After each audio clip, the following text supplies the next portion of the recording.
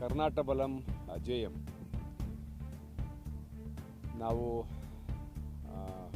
PMG ಅಂತ ಸಂಸ್ಥೆಯಿಂದ ಪ್ರಾರಂಭ ಮಾಡಿದ್ದೀವಿ. ಇದು ಒಟ್ಟಾರೆ ಕರ್ನಾಟಕದಲ್ಲಿ ಸಮಗ್ರ ನೀರಾವರಿ ಆಗಬೇಕು. ಸಮಗ್ರ ನೀರಾವರಿ ಆದರೆ ಗ್ರಾಮೀಣ ಪ್ರದೇಶದ ಜೀವನದ ಮಟ್ಟ ಉತ್ತಮ ಆಗುತ್ತೆ ಅನ್ನೋ ದೃಷ್ಟಿಯಿಂದ ಉತ್ತರ ಕರ್ನಾಟಕದ ಜನ ಮಳೆ ಕೈ ಕೊಟ್ಟಾಗ ಅನಾವೃಷ್ಟಿ ಆದಾಗ ಗುಳೆ ಹೋಗ್ತಾರೆ. ಆ ಗುಳೆ ಹೋಗಬಾರ್ದು ಅನ್ನುವ ಒಂದು ವಿಷಯ ಇಟ್ಕೊಂಡು ಮಹದಾಯಿ ಹೋರಾಟದ ಹಿನ್ನೆಲೆಯೂ ಕೂಡ ಇಟ್ಕೊಂಡು ಒಂದು ಚಿತ್ರಕಥೆ ಮಾಡಿ ಸಿನಿಮಾ ಪ್ರಾರಂಭ ಮಾಡಿದ್ದೀವಿ. ಕರ್ನಾಟಕದ ಸ್ಥಿತಿಗತಿಗಳ ಬಗ್ಗೆ ಏನೆಲ್ಲ ಸುಧಾರಣೆಗಳಾಗಬೇಕು ಅನ್ನೋದನ್ನು ಒಬ್ಬ ನಾಯಕನಾಗಿ ನನ್ನ ಮಗ ಧ್ಯಾನ್ ಪಾತ್ರ ಮಾಡ್ತಾಯಿದ್ದಾನೆ. ಒಬ್ಬ ರೈತ ನಾಯಕನ ಪಾತ್ರವನ್ನು ನಾನು ಮಾಡ್ತಾಯಿದ್ದೀನಿ. ಭಾಳ ದಿನಗಳಿಂದ ನನಗೊಂದು ತುಡಿತಾ ಇತ್ತು, ಒಂದು ಕನ್ನಡಕ್ಕೊಂದು ಒಳ್ಳೆಯ ಸಿನಿಮಾ ಕೊಡಬೇಕು ಅಂತ. ನಾನು ಸಿನಿಮಾದಲ್ಲಿ ಆ್ಯಕ್ಟ್ ಮಾಡ್ತಾ ಸಂದರ್ಭದಲ್ಲಿ ನಾನು ರಾಜಕೀಯ ಪ್ರವೇಶ ಆದಮೇಲೆ ಅದು ಹಾಗೆ ಉಳ್ಕೊಂಡಿತ್ತು. ಈಗ ಒಂದು 2-3 ಸಿನಿಮಾಗಳನ್ನ ಮಾಡೋಣ ಅಂತೇಳಿ ಮನಸ್ಸು ಮಾಡಿ ಈಗ ಪ್ರಾರಂಭ ಮಾಡಿದ್ದೀವಿ. ಕರ್ನಾಟಕ ಬಲಂ ಅಜೇಯಂ ನನ್ನದೇ ಕತೆ. ನಾಗಣ್ಣ ಅವರು ಹಿರಿಯ ನಿರ್ದೇಶಕರು ನಿರ್ದೇಶನ ಮಾಡ್ತಾಯಿದ್ದಾರೆ. ಭಾಳಷ್ಟು ಜನ ನುರಿತ ಕಲಾವಿದರುಗಳನ್ನು ಹಾಕ್ಕೊಂಡಿದ್ದೀವಿ. ಸಿನಿಮಾ ನನಗನ್ಸುತ್ತೆ ಇತ್ತೀಚಿನ ದಿನಗಳಲ್ಲಿ ಸಿನಿಮಾಗಳ ಗುಣಮಟ್ಟದ ಬಗ್ಗೆ ಭಾಳಷ್ಟು ಜನ ಚರ್ಚೆ ಆಗ್ತಾಯಿದೆ. ಉತ್ತಮ ಗುಣಮಟ್ಟದ ಸಿನಿಮಾವನ್ನು ಕನ್ನಡ ಮಣ್ಣಿನ ಈ ನೆಲದ ಸೊಗಡಿರ್ತಕ್ಕಂಥ ಸಿನಿಮಾವನ್ನು ಕೊಡಬೇಕು ಅನ್ನೋ ದೃಷ್ಟಿಯಿಂದ ಸಿನಿಮಾ ಮಾಡ್ತಾಯಿದ್ದೀವಿ. ನಿಮ್ಮೆಲ್ಲರ ಪ್ರೋತ್ಸಾಹ ಇರಲಿ. ನಾಯಕಿ ಮನಿಕಾ ವಿಶ್ವಕರ್ಮ ಅಂತೇಳಿ ಅವಳು ಆಕೆ ಮಿಸ್ ವರ್ಲ್ಡ್ ಏನೋ ಮಿಸ್ ಯೂನಿವರ್ಸ್ ಏನೋ ಆಗಿದ್ದಾಳೆ. ಇಬ್ಬರು ನಾಯಕಿಯರು. ಭಾಳಷ್ಟು ಜನ ಹಿರಿಯ ಕಲಾವಿದರು ಇದರಲ್ಲಿ ಇವತ್ತು ಅಭಿನಯಿಸ್ತಾ ಇದ್ದಾರೆ. ನಮಗಿವತ್ತು ಯಾರಿಗೆ ಸಿನಿಮಾ ಮಾಡಬೇಕು ಅನ್ನೋದೇ ಪ್ರಶ್ನೆ. ಹಿರಿಯರಿಗೆ ಮಾಡಬೇಕಾ, ಯುವಕರಿಗೆ ಮಾಡಬೇಕಾ, ಎಲ್ಲ ವರ್ಗದ ಎಲ್ಲ ಸಮುದಾಯದ ಜನಗಳನ್ನು ಮನಸ್ಸಲ್ಲಿ ಇಟ್ಕೊಂಡು ಸಿನಿಮಾ ಮಾಡ್ತಾಯಿದ್ದೀವಿ. ಒಂದು ಪ್ರಯತ್ನ ನಡೀತಾ ಇದೆ. ನನಗಂದರೆ ಈ ಒಂದು ಸಾಮಾಜಿಕ ಕಳಕಳಿಯ ಸಿನಿಮಾ ಇದು. ಭಾಳ ಬದ್ಧತೆ ಇಟ್ಕೊಂಡು ನಾನು ಇದನ್ನು ಮಾಡ್ತಾಯಿದ್ದೀನಿ.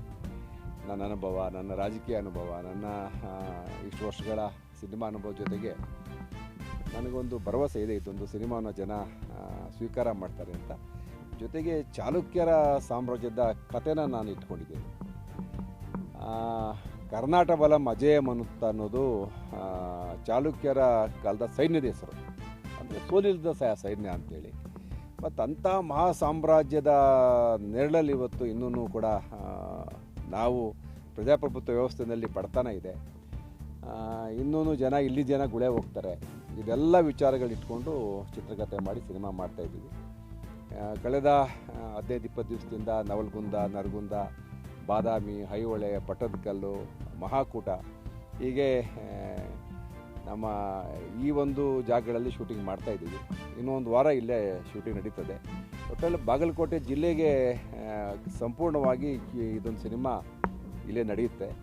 ಮತ್ತು 2ನೇ ಹಂತದ ಚಿತ್ರೀಕರಣ ಕೂಡ ಬಾಗಲಕೋಟೆ ಜಿಲ್ಲೆಯಲ್ಲಿ ನಡೀತದೆ.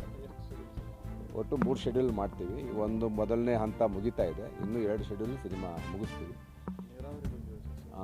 ವಿಶೇಷವಾಗಿ ನೀರಾವರಿಗೆ ಒತ್ತು ಕೊಟ್ಟು ಈ ಸಿನಿಮಾದಲ್ಲಿ ಸಮಗ್ರ ನೀರಾವರಿ ಆಗಬೇಕು ಕರ್ನಾಟಕ ಅನ್ನೋದು ಸಿನಿಮಾದ ಮುಖ್ಯ ಧ್ಯೇಯ.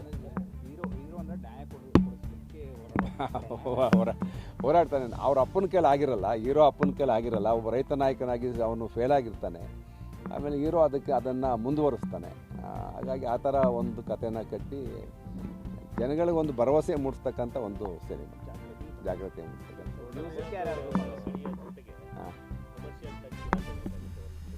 ಹೌದೌದು. ಈಗ ಹರಿಕೃಷ್ಣ ಅಂತೇಳಿ ನಿಮ್ಗೆ ಗೊತ್ತು, ಭಾಳ ಫೇಮಸ್ ಮ್ಯೂಸಿಕ್ ಡೈರೆಕ್ಟ್ರು. ಅವರು ಇದಕ್ಕೆ ಮ್ಯೂಸಿಕ್ ಮಾಡಿದ್ದಾರೆ. ನಾನು ಕೂಡ ನಿಮಗೆ ಒಂದು ಸಾಂಗ್ ಕೇಳಿಸ್ತೀನಿ ಈಗ. ಅಲ್ಲಿ ಎಲ್ಲ ಥರ ವಿಚಾರಗಳಿರುತ್ತೆ. ಸಿನಿಮಾ ಅಂತ ಅಂದಮೇಲೆ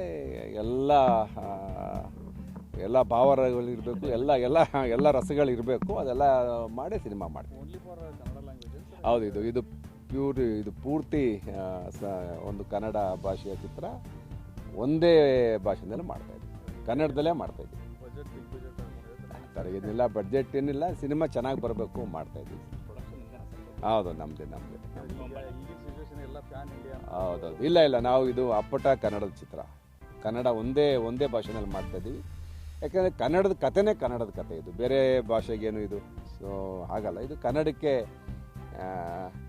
ಕನ್ನಡ ನಾಡಿನ ಕತೆ, ಹಾಗಾಗಿ ಕನ್ನಡ ಮಾಡ್ತಾ ಇದ್ದೀವಿ. ಎಲ್ಲ ಸೇರಿ ನಂತರ ತೆರೆ ಬರುವ ಎಷ್ಟು ಸರ್ ಜನವರಿ 15ಕ್ಕೆ ಬರಬೇಕು ಅಂತ ತೀರ್ಮಾನ ಮಾಡಿದ್ದೀವಿ ಸರ್. ಜನವರಿ 15 ಸಂಕ್ರಾಂತಿ ಹಬ್ಬಕ್ಕೆ ತೆರೆ ಮುಂದೆ ಬರ್ತಾಯಿದ್ದೀವಿ. Thank you.